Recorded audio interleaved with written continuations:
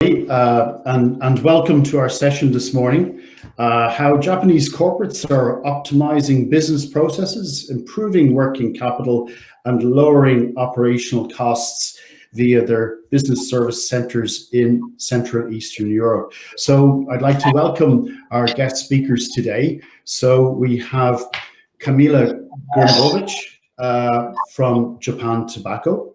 We have Tomasz Brzostowski from Hitachi Vantara, Mike Stops from NSG Group, and Dave Deane from Fujitsu. So welcome and thank you all for joining us this morning. So just looking forward to getting insights into Japanese business services. But first, maybe I'd ask you to maybe introduce yourselves and maybe tell us what you're doing, or maybe some interesting new developments that perhaps it's growth, whatever. And maybe Kamila, if you want to start, please. Sure. Welcome everyone. Good morning. Dzień dobry.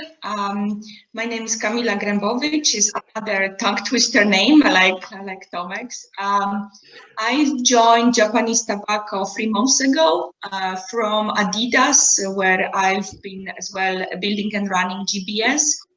And the last 15 years, I've been doing different shared services, GBS program projects runs. And in Japanese Tobacco, my role is dual role. I have on one side mandate to build delivery excellence functions, so all about service delivery, continuous improvement, quality documentation, all to create the GBS. And the second role is to lead the transitions for the GBS wave. So that's around 1,600 jobs which we are moving from all over the world. Half of them goes to Warsaw, one fourth goes to St. Petersburg in Russia, and another fourth goes to Manila in Asia. So yeah, that's me in very short introduction and my role in the company. Thanks, Kamila. Tomasz, do you want to share what's happening in your company? Sure. So I have been working for Hitachi Vantara, which is part of the Hitachi Group, for the last 9 years. My role is a VP of Global Financial Services. I'm in charge of financial services teams based in Krakow, Poland, in Kuala Lumpur, Malaysia, and also Hyderabad and Pune in India. So that's the side is Krakow center. We have 450 team members here in Krakow, where I'm based. Half of that is finance in kinds reporting directly to me. The rest IT, HR, business intelligence, business support, sales operations, where I'm kind of asidely, making sure we have the same culture, the same approach towards talents, working with local universities, local governments. And my third role, if I may, is also really reporting to Hitachi Limited in Japan. So Hitachi is, I believe, the biggest Japanese company globally with 850 operating entities. And they want to leverage whatever Hitachi Vantara has been doing, meaning going towards a shared services concept. They notice that they are probably behind. So I'm working directly with Japan to support creating a similar solution as we did for Vantara for their entities. Thank you. Thank you, Tomasz. Dave, do you want to share what you're involved in, please? Yeah, sure. Hi, it's Dave Deane. In Poland, when Fujitsu decided to set up a centre here some 13 years ago. So I've stayed in Poland, and I'm working in the growth of Fujitsu here. That carries on in Poland indeed. So started off very slow, just me, one person. We're now 2,500. Across Łódź and Katowice, so we've got 2 locations now. I run operations, but at the same time keep a watchful eye on how we grow as a company. Fujitsu grows within Poland. So started out life very much with the traditional service desk function, moved into second, third line in remote infrastructure management, and now a big part of our work actually, which plays into direction from Japan, supported Japan, is a research and development team. So again, started off quite small, a handful of people are now into the hundreds. There's some BPOs, some business process outsourcing, project management, but ostensibly remote infrastructure, research and development is where we're focusing our attention at the moment. And of course, very often the question has been asked of me, how are the heads going to grow? How are we going to carry on growing? Those questions tend to come from the city because they're interested, obviously, in growth of heads. But of course, traditionally now our industry is one of not so much increasing heads, but increasing what we do, complexity, artificial intelligence, digital exploitation of the digital world. So it's not as it was when I started here 12 years ago, where it was, let's just grow the heads. It's now about what can we do more intelligently, where heads not necessarily drop away, but they're less of an importance to us than the actual technologies that we employ. So things have moved on in 12 years, and we certainly are on the back of Poland here in Katowice. Thanks, Dave. Mike. Hi, good morning, everybody. My name is Mike Stopps. I'm with Nippon Sheet Glass Group, and I look after the group business services. I'm from an IT background to begin with, and then 12 years ago I was asked to expand that to finance, procurement and HR. We built on the service centre that we have in Sandomierz in Poland. We've also got a service centre in Guilin in China and Caçapava in Brazil. You probably won't have heard of any of those places. They're certainly not tier 1, they're probably not tier 5, but they are places where we have manufacturing sites, so we try to base ourselves on our sites. We have a group model, so global services coming out of Poland, also some global services coming out of China. And at the beginning, we were told basically leave Japan alone. It's too difficult. And they had their own shared service group that started up. We are now beginning to take work from Japan and move that over to the rest of the world, predominantly China, but also into taking what we do in Poland as well. It started out as a pure cost play. And now the chief operating officer has said to me he doesn't want to hear me talk about cost at all, because it's all about quality of service. So we've really improved what we're doing. We're getting more involved, moving up the value chain on that. And so all of the work I can save in Poland by automation, by process improvement, we're filling that work with more challenging value-added tasks. That's very interesting, Mike. Actually, interesting that you mentioned there that you're actually taking work from Japan. I'm just interested, amongst the panel, what are your experiences at the moment? Are you taking it from other, say, global locations, or is there actually work coming from Japan? I would say, certainly I can relate to what Mike said around, I think the centre here in Poland was around cost, reducing cost and helping the P&L of Fujitsu, but very much shifted now to the value add, the value chain, and the resources that we, basically the people we find in Poland do bring value back to Fujitsu, and there is absolutely work shifting from Japan into Poland. China as well, again, similar to what Mike said, so China as well, but predominantly on the research and development front, Tokyo is very interested in growing the research and development here in Poland. Kamila or Tomasz, what are your experiences in this regard? Yeah, so in our case, we're not moving Japan itself, but we do a lot of very difficult markets, and for Japanese tobacco, one of the biggest and most complex is Russia. So that's as well not a typical standard shared services environment to Russia and all countries surrounding Russia, being Mongolia, Kazakhstan, Turkestan, and so on. So those are our challenging countries, and we take those.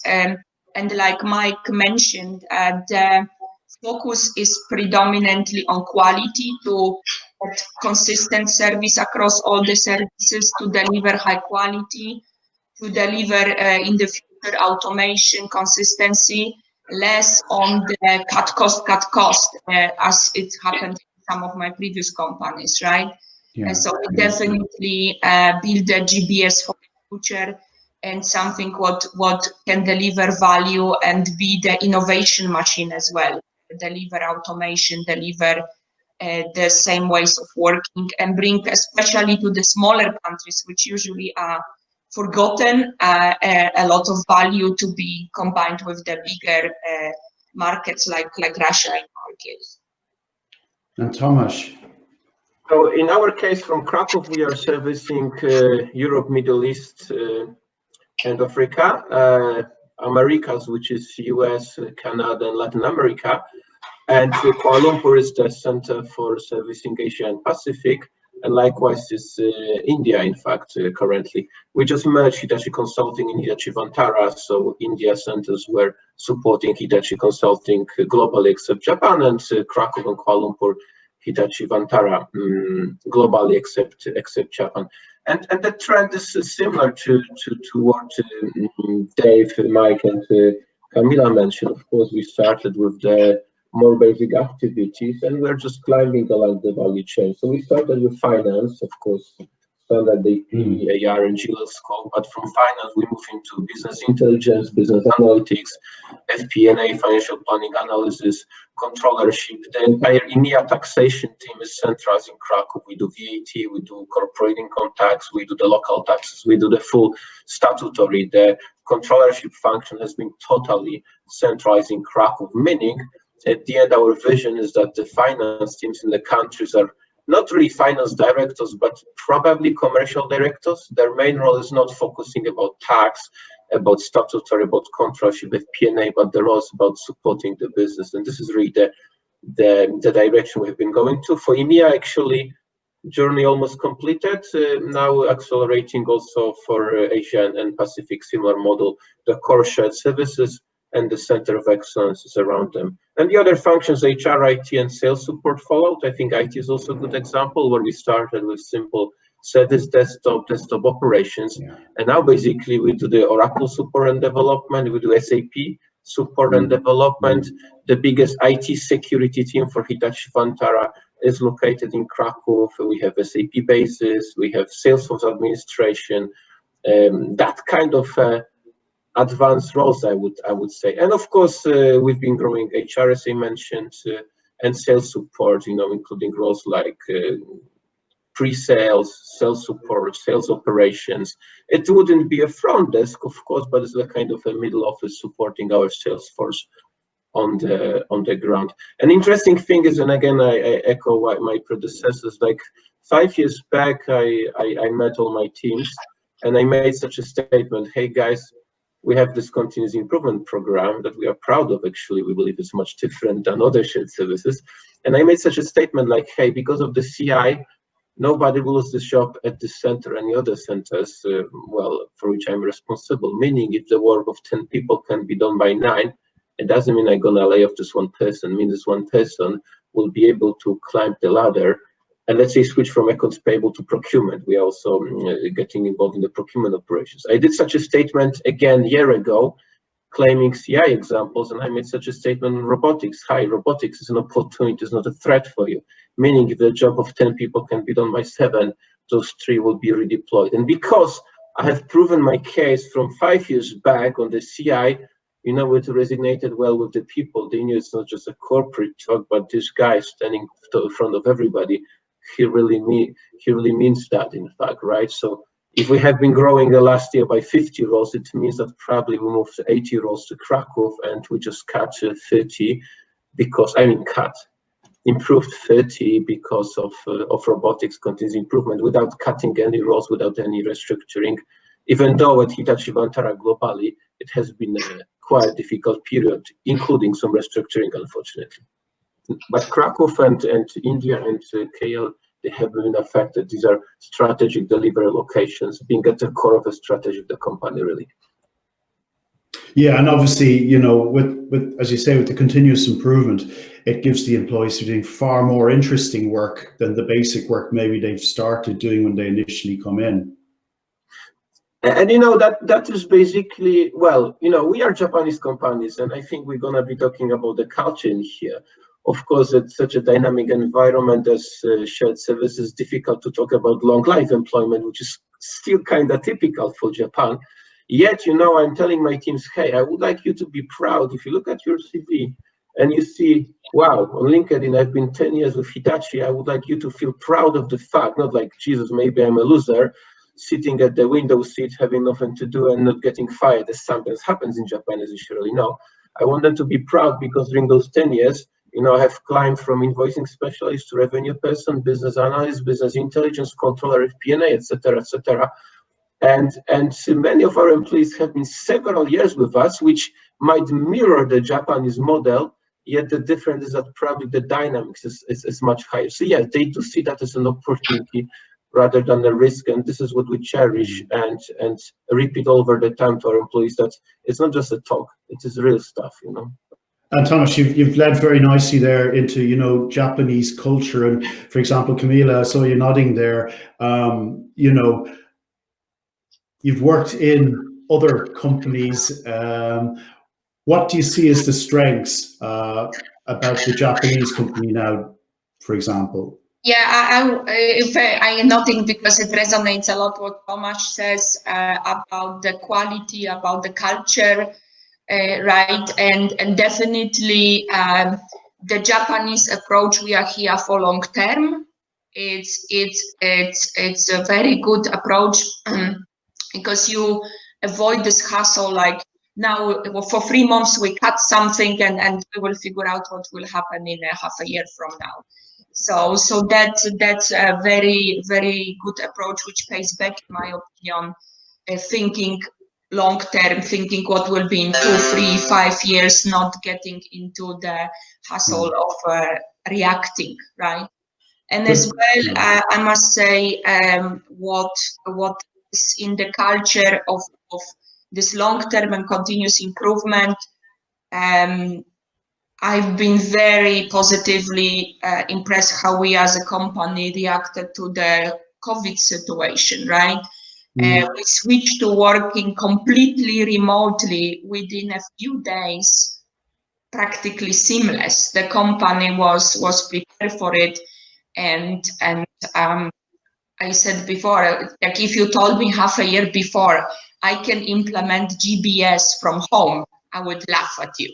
I would say, like, you have to go there, you have to be there, you have to make transitions, meetings, travel, and so on.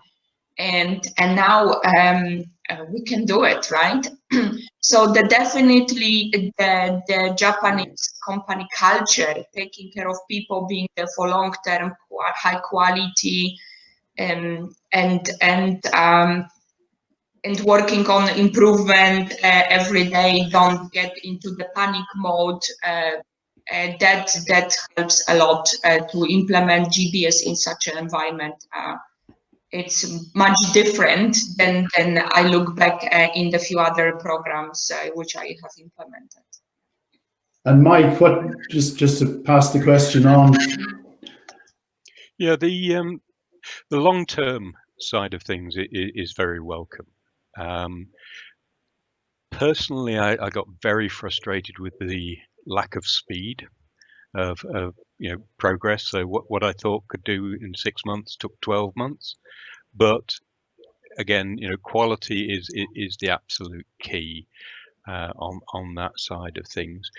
The culture is interesting because of employment law. So business culture,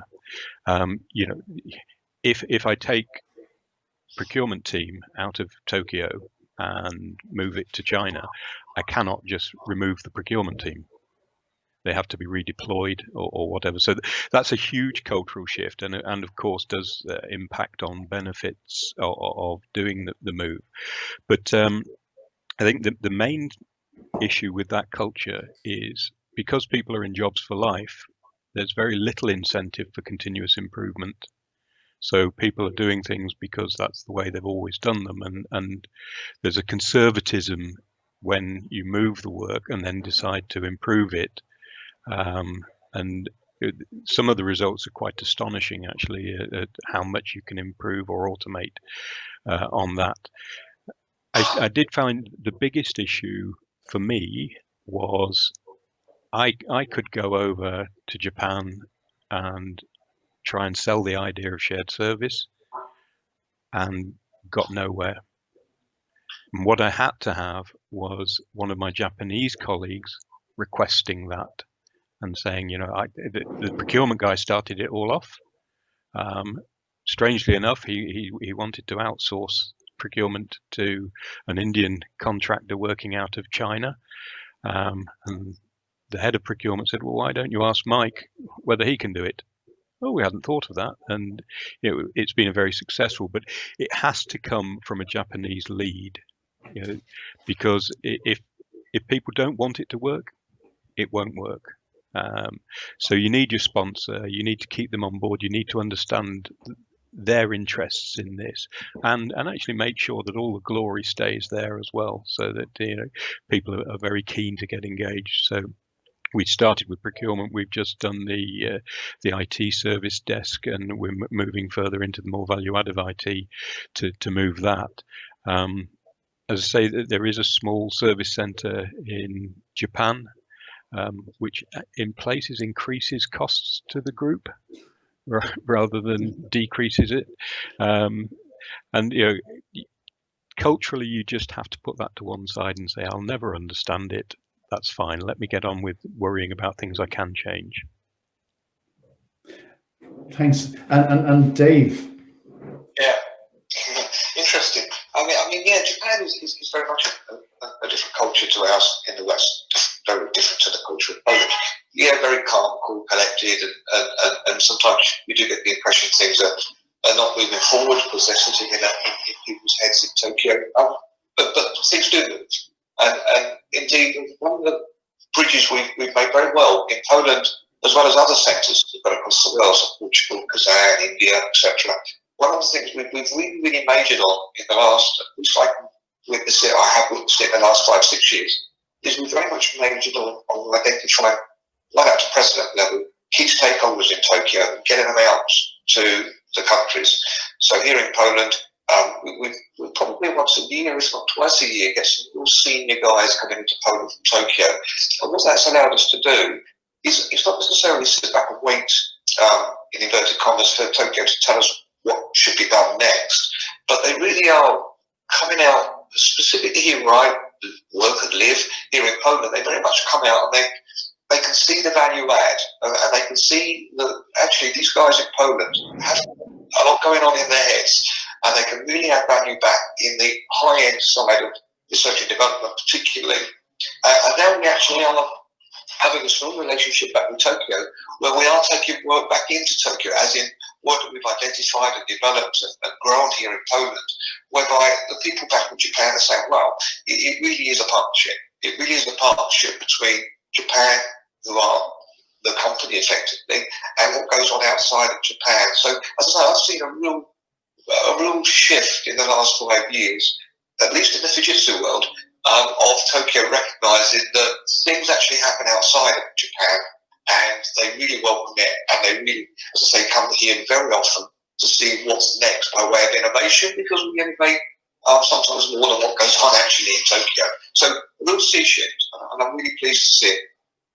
That's very interesting. I'm just wondering, you know, amongst the panel, you know, we've always associated, you know, Japanese car manufacturing, for example, with optimizing processes, being a leader, and when we come to the world of business services center, are they still the leaders in driving it, or in actual fact, through their investment in their business services centers now, is the innovation coming from the business services to them? I'm just interested. Maybe Kamila, if you've any thoughts on this one.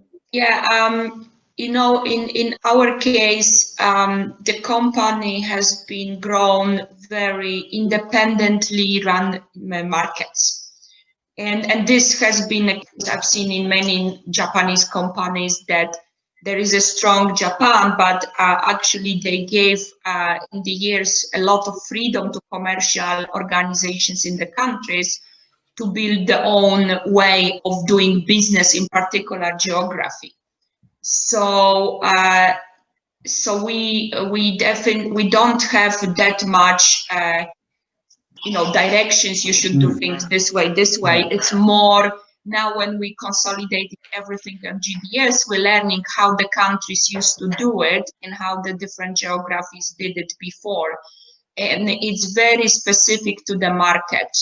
Yes, there is, of course, a very big push on quality, on efficiency, on being agile, and so on. There are some underlying principles, but it's more a federation of multiple countries, which we need to now get into GBS and find our own way how we optimize it. So as I mentioned on the beginning, JTI is in the pretty early stage of building GBS. We are on the beginning, but there've been some shared services before and some methods applied, but it's more our own initiative through the GBS organization to make it happen, to do it. Of course, we are welcome to collaborate with our commercial colleagues, especially because we provide as well sales support and supply chain and customer service, other things. But I would say there is not such a push that we take people from production, manufacturing excellence and translate into GBS. We more collaborate with them, but we need to figure out ourselves. Thanks, Kamila. Tomasz. Yeah, thank you very much. I would like to build on that and probably start with two aspects. One is the culture, and the culture. You would say that Japanese culture makes shared services very, very difficult. That's one thing, and the second thing which I'd like maybe to talk about, like the urge for a change. The first one is I remember when I worked for IBM. You can see it anyway from my LinkedIn, and the major Japanese car producer came to IBM to outsource their F&A, about 100 team members.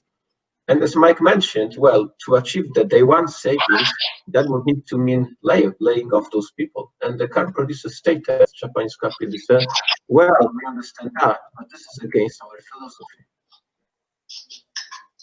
Like, okay, so you're gonna maintain those 100 people, you're not gonna move into the BP outsourcer. Looks kind of strange, in fact, right? The other concept is, as I mentioned, is lifetime employment, right? So the companies expect loyalty from their employees, but in return, they're expected to look after their employees. I remember when we had a visit of CFO of Hitachi Group to Krakow a few years back, really quite senior of a person. And yes, he was surprised to see the youthfulness, the spirit, the flexibility. And we asked him, okay, I understand that in Japan, we also have some Japanese shared services for Hitachi. And he mentioned, yes, but the average age probably here in Krakow is 50. I confirmed, yes, that's correct. And he said, the average age is 70. Meaning people who are done with their daily jobs, they would be sent to shared services, which to me look like some sort of a detainment center. I wanted to be politically correct, so I stated, well, I guess it might be quite difficult to run efficiencies and continuous improvement there. And people have, of course, also experience, but I don't want to discriminate anybody because of the age. It's not what I'm trying to say. I'm just trying to say that if they are just moved there, sometimes against their will, it is probably difficult to have the motivation. I did see people who were just staring at their monitors, because they changed the projects. I asked this certain son, I didn't mention the name, hey, can you support us here? No, because I'm a different project. I said, but the project hasn't started. And he says, yes, that is correct. I said, so maybe you could finish that here. He says, no, I'm a different project. So what he was doing, basically, he was just staring at his screen, waiting for the project to commence, in fact, right? People wouldn't leave the office before their manager does it. The manager wouldn't leave before the people, the teams in Tokyo leave the office, right? And then when I read that Microsoft in Japan decided to implement a 4 days working week as an experiment, they immediately saw a 30% of the productivity improvement. I don't think it was a very major thing that they did. The work of 5 days was just completed within 4 days because it was possible. So I think the Japanese executives are noticing that on one hand, this loyalty, being bound to the employee, long-term relationship has got a lot of positive impact. On the other hand, they are noticing that this is probably taking the flexibility away. And now in the dynamic environment of the market, you know, when we are dealing with fast moving projects like mobile, like TVs, even cars, you just need to act very, very noticing. The Japanese companies are noticing that they need to change. And I think if you look at the shared services, probably the American companies were the first one to go on, followed by the European companies, and Japanese are a bit behind. So I think among shared service professionals, this is a very good thing now to focus on Japanese desk, the BPO providers, the consultants, even people like us, because dealing with Japan, it is just very different. So they're noticing that the change. I remember the CFO showed us the statistics where he benchmarked Hitachi versus other big Japanese companies. We're a bit better, black numbers instead of red that time, but not marvelous. And then he benchmarked us versus Chinese and Korean companies. And he says, we need to get there. And I said, but that will mean a change of a culture. So yes, they want to learn. It goes slow since the visit, well, 7 years passed. We did some of the progress, but getting back to Mike, the progress of the last 7 years, probably an American company we could have achieved like within 1 year, just decision analysis, decision from top and implementation. So we are getting there. An example that we have Fujitsu, that we have Hitachi, other companies establishing themselves in Central Eastern Europe. It is an example, but again, it will take another set of years to get there. And meanwhile, you know, interesting examples, you know, and the same happens in Hitachi, like in headquarters of Japanese companies, you would notice that the air conditioning is being cut off after 5 p.m. You would see that the elevators are being cut off, right? You would notice that the light is being cut off during the lunch, you know, and you would see, well, probably it doesn't bring too much of SG&A savings, and that is correct. But it's not about savings. It's, I think, also about the fact that the workers are getting comforted that the corporate response to saving needs, you know, is consisting of minor inconveniences rather than layoffs. That gives them comfort that everybody is going to be inconvenient. Everybody will suffer a bit. Hopefully, that will bring savings rather than lay off people. So that's also an interesting aspect. In fact, where in Europe you would think that's just weird. But as I said, we are getting there from Japanese perspective because Japanese economy has to. There is no other choice. So this clash of culture versus economy needs will be definitely very interesting to be observed, and it's going to be very interesting for us to support it. And that requires definitely different skill sets from leaders like us to support Japanese companies. American aggressive way is definitely not the key here to the success. Yeah. Mike, thanks, Tomasz. Mike? It's, excuse me. Yeah, we've, NSG bought the company I used to work for. And one of the sales tools for that was actually to show them the IS shared service, because as Kamila said, all of the previous NSG companies had autonomy and did everything themselves. So actually showing how you can share a service globally really made an improvement. In the last recession, the GBS actually made the company report to the Tokyo Stock Exchange for 2 years running. Unfortunately, that's because we were about the only good news story that the company had. But it does show you that, you know, this idea of doing things differently has been taken on by the senior management. We are definitely not a Japanese company. We are a Japanese headquartered company. And the diversity around the group of thinking from different countries, from different cultures, it is certainly seen increasingly as a benefit. We've had quite a few board changes in Tokyo, where, you know, years ago it would be the next person who is due to move up the queue to become a board member, and all of a sudden you're getting, you know, young women appointed, and you can see people say, what on earth is going on here? But that diversity is really helping the company. And we're bringing people in from outside, so they've got better vision of what other companies do. So again, that's really helping. our GBS in Sandermeer is part of the tourist trail for our chairman, our audit committee, the management board. They all go there every year. And at first there was well, why on earth do these people want to see the GBS? And now it's the first stop on the call on their visit. So it is recognized really as a game changer. So the innovation is actually coming from outside of Japan. In the past, it was a case of, well, you get on and do whatever you like outside of Japan and leave Japan alone. And now we're seeing people saying, no, we want some of that as well, please. What can you do for us? So it's moving. As Thomas says, it's got to move. The business is unsustainable in the old way of doing that business, and around the world we've got lots of great examples of how we can help. So I look forward to that journey before I retire, I think. Thanks, Mike. And Dave? Yeah, as I said earlier, I mean, there's absolutely a great shift from, at least in the Fujitsu world, a great shift away from waiting for instructions, if you like, waiting for direction, waiting for innovation coming from Japan. It's very much now a culture of all in this together, and the benefits that can be brought from other parts of the world, Poland in particular at the moment where I am, but other parts of the world, Fujitsu world, do resonate back into Japan, and yeah, all changes as well. Like just saying, typically we're now Japanese in the board level, very much a change there as well. So I see I've been in Fujitsu 21 years, 13 years in Poland. Over those years, I've seen a massive shift between Japan, Fujitsu Japan does their thing, and the rest of the world, well, let them get on with it, into much more of a, we're all working together. We're all working towards driving a trusted future. We're all working, the big push at the moment with our customers is that we go into this co-creation so that we actually work together with our customers. Our customers don't want just to have a contract delivered to what's written on the tin.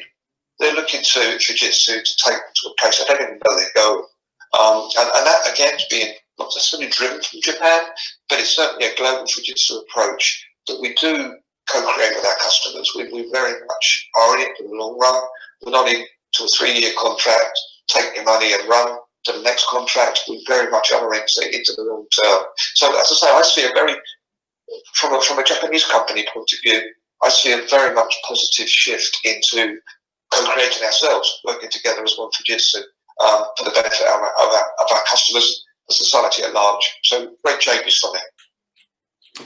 Thanks, Dave. So I think this leads naturally into, in terms of Central Eastern Europe and shared services here, service centers, what opportunities, forward looking ahead, where are the real opportunities now for us in terms of Japanese top management and Japanese investment in Japanese companies? Sorry, Kamila, maybe if you want to take that one to start, please.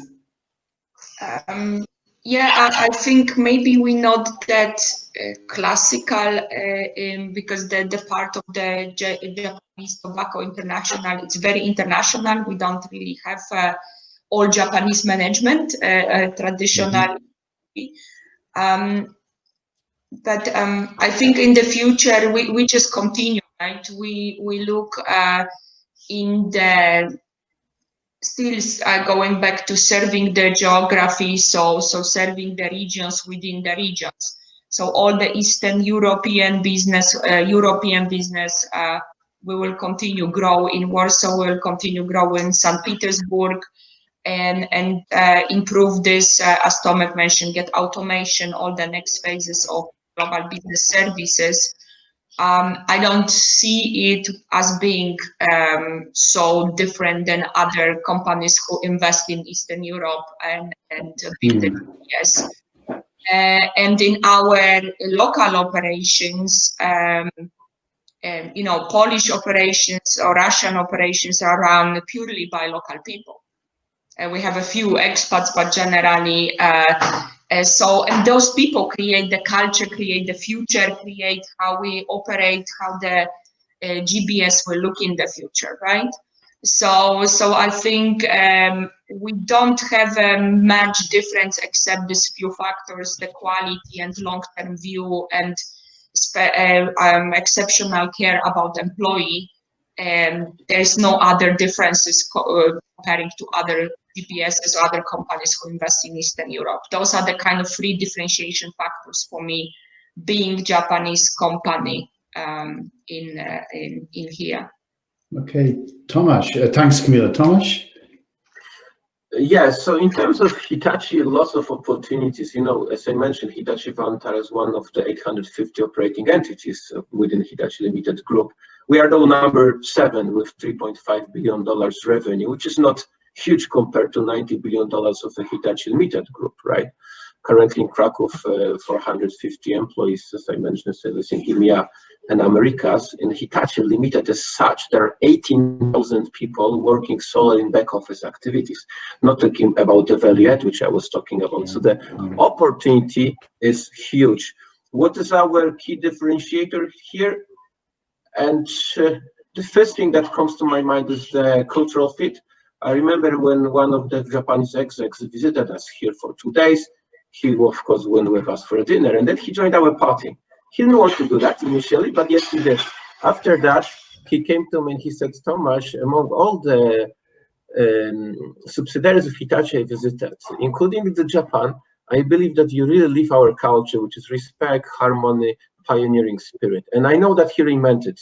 To hear from a Japanese executive that we are living the Japanese culture, for some other people, like when I mentioned that to my friend, they're like, oh, what did he mean?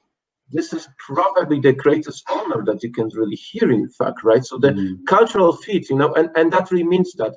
I remember my ex-boss, American consultant from Arthur Andersen, he started working in Japan after 6 months. They did not want to work with him because he just presented all the opportunities, all the savings or the dollars.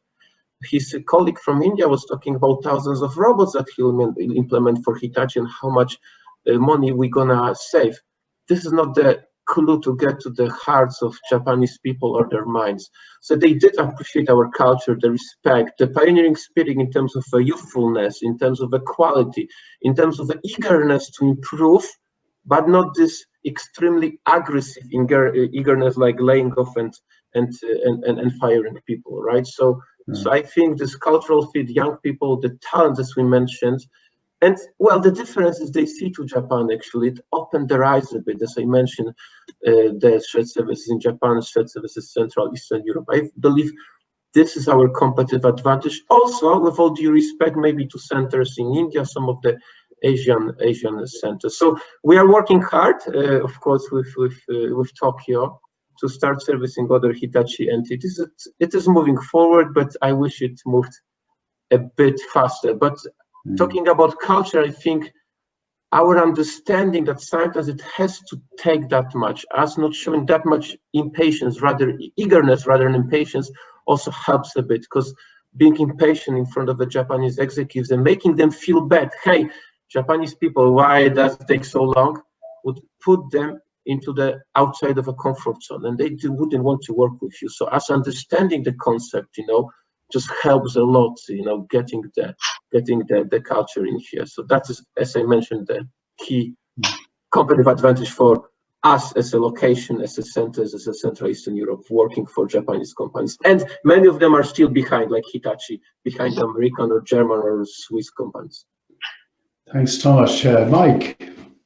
Yeah, I think the biggest thing we're looking at now is working capital and improving the working capital, and why we can do that out of the team in Poland is because with the all-seeing eye, we can see right across all of the different business sectors, all the SBUs, all of the entities. So whereas previously, you know, accounts receivable might have thought they were doing a good job, if you compare it to the best entity that we have, and then say, you know, well, here's what a good job looks like, let's get it done. And we also take a far more measured approach process approach to sorting these things out. Whereas when it was done locally, quite often the sales guy would say, "Hey, don't go upsetting my customer," by asking him to actually pay his debts. I enjoy playing golf with that customer, or whatever else it is, and that cuts no ice with us. Now, obviously, we don't want to upset customers, but equally, we have to be assertive in getting that money in. So I see an acceleration of more entities using the GBS. I see more services coming into GBS, and also acceleration of digitalization of the company based on the standardization that we achieve, and also automation in terms of RPA. The RPA center for the world, it sits in Poland for us. And that's increasing all of the time and making a good name for ourselves. So anybody who thought that we were just transactional, turn the handle and churn out the same thing, is now beginning to see that actually this place can actually lead. This place can take projects, working capital projects, and actually lead those as well.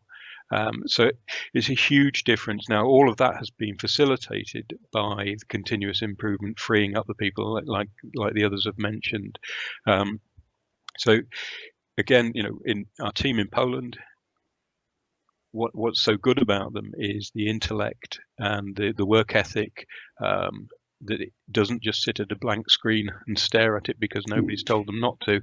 They get on with changing the world and wanting to make the world a better place, and that's certainly seen and admired by our senior executives, particularly the Japanese ones. Thanks, Mike. Dave? Yeah, well, the above, really.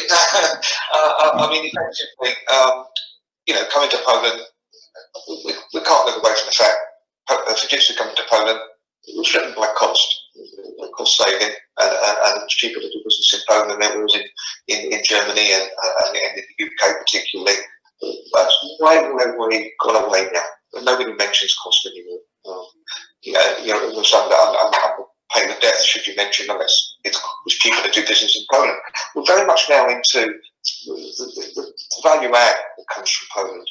The fact that we started out life as a service desk, and very important part of our business, of course, moving right through into the innovation, into digitalisation, the data analytics, artificial intelligence, into the R&D world, and that does very much bring investment from Japan back out to us. So Japan very much recognises that what comes out of Poland, what comes out of our two locations in Poland, very much has value back to Fujitsu itself and to our customer base. So, yeah, for sure, cost savings are out there somewhere, but very much now it's about the value add. It's very much our skills. The fact that we do have good people coming through our universities that are recognised very much across Europe and indeed across Japan. And I suppose I think just a slogan really to say, Poland, for Fujitsu at least, and most of our customers, is very much on the map. Poland is on the map and staying on the map. And it will just continue to grow in the new world of our industry. And certainly, I see personally much more interest and investment coming out of Japan through into Poland. Actually, it reminds me of my BNY Mellon days where we used to say that in Poland and Central Eastern Europe, we'll add value, we'll improve the processes, and you get it all at a value for money price. We never talked about lower costs. It was value for money, and value add was the critical things. So in the final 7 minutes or so that we have left, for business service leaders who are listening to us here today, what advice would you give to them if you're either servicing Japanese companies or indeed if you're reporting to Japanese senior leaders? What pieces of advice would you have? Please, starting with you, Kamila, if that's okay. I would say, take your time to understand what your stakeholders want and work with them to deliver that, right? Humble and respectful, because you cannot come into such an environment and say, I know it all and I know better what you want. definitely you need to listen more than in many other places. And once you understand, then just go and deliver. Very simple. Dziękuję. Thank you, Kamila. Tomasz. Well, to be honest, probably wanted to mention what just Kamila stated. In fact, I consider myself reasonably successful dealing with Japan, having this central role reporting directly to Tokyo. And I think what made me successful there is what Kamila just mentioned. I respect the patience. I'm naturally not a very patient person. If I want something, I want to go there. I learned my patience. I learned the respect. I'm learning how to listen, yet speak out my mind. Again, talking value adding rather than cost. So I believe for anybody who wants to run services or operations for Japanese company, going to Tokyo, spending their few weeks, first few days just listening and observing is absolutely the most important thing. First, you need to understand, leave the culture, and then within this cultural framework, implement any ideas which you might have had previously, and definitely you will be implementing them in a different way. Otherwise, they will not want to talk to you. And I think the biggest advice which I have to the people who start doing business with Japan is, if Japanese executives don't say no, it does not mean yes. Many Americans believe lack of no is a yes. If they don't say no, it means no, it means yes, it means nothing. So you really need to have a clear and loud yes, which will take time before it really is a yes. So that is probably one piece of a quick advice, because many people make wrong assumptions and then they find themselves in big troubles months after, like, wow, but you approved it. So, thank you. Thank you, Tomasz. Dziękuję. Mike. Yeah, it's as I've said, it's culture.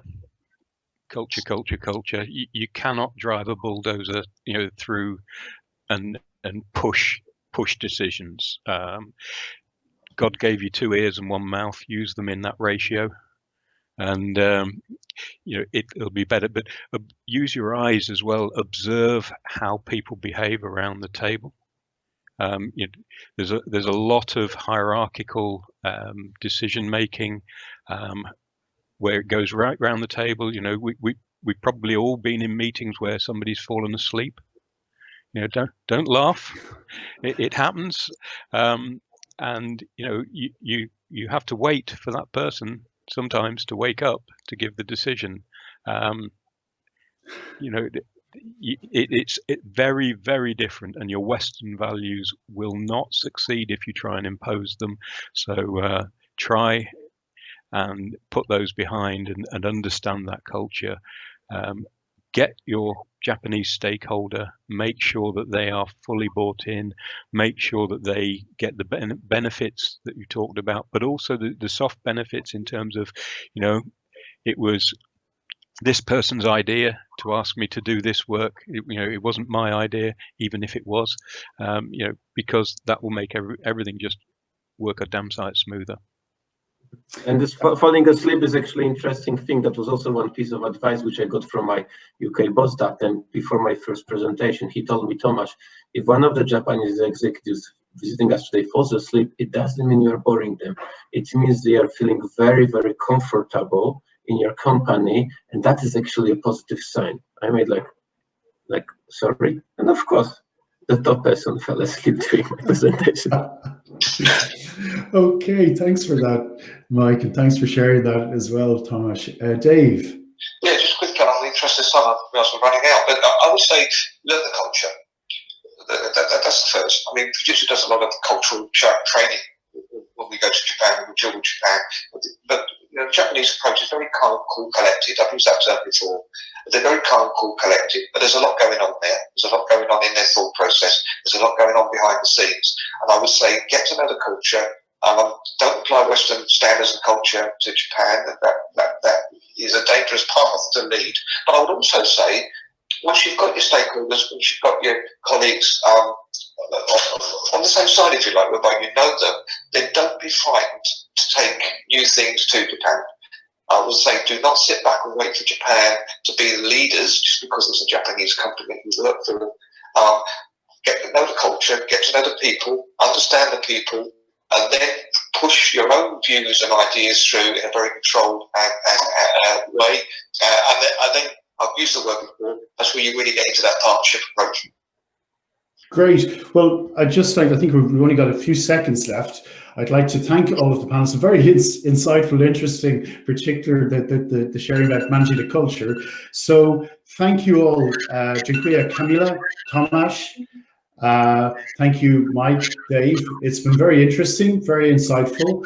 And I think very shortly we'll be going back to Tom on the main stage, who'll be presenting, emceeing the next session. Thank you. Thanks all. Bye-bye. Thank you very much. Goodbye. Good to meet you guys. Good to see you again, Mike. Good to meet you all. Thank you.